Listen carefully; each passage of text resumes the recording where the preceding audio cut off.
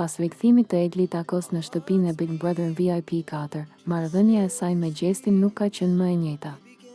Banorja u tregua shumë e ftohtë me të, deri në momentin që banori mori vendimin që ata të dy të darkonin dhe të sqaroheshin.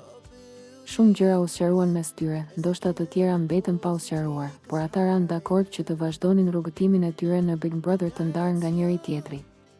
Gjesti e theksoi sërish se nuk ishte i dashuruar me Eglin, ndërsa kjo e fundit u shpreh se ishte e lënduar dhe zhgënjur prej tij dhe se pavarësisht se ndjente për të nuk dëshironte t'i riktheheshin marrëdhënies, pasi këtë herë do të mendonte për veten e saj dhe familjarët. Por ditën e djeshme, Gjesti i ka shprehur Eglit se ai ndjehet mirë kur qëndron me të dhe se ajo e bën për të qeshur. Pse të përlahemi kur mund të qeshim gjithë ditë? A të bëj mirë për momentin, e pyeti ai, por Egli ju përgjigj se nuk i vjen të qesh me të, dhe se gjërat nuk janë si më përpara.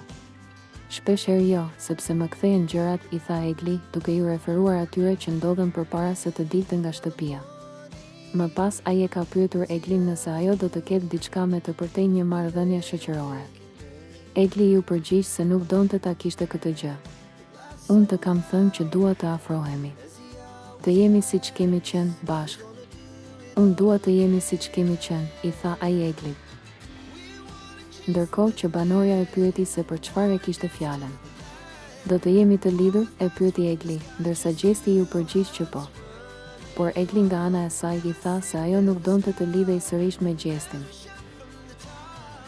Më pas Egli ka diskutuar me Danjen për Gjestin dhe i ka treguar fjalët që ai i ka thënë.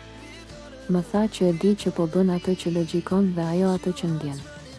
Më tha dua të përqafoj, të rri me ty se më ka marrë malli, e kam atë energjinë me ty që nuk rri dot. Më tha je i vetmi njeri brenda që i kam treguar çdo gjë për lojën time. I thash që kam hyrë drejt e drejt këtu prandaj edhe jam përfshirë, tha Egli.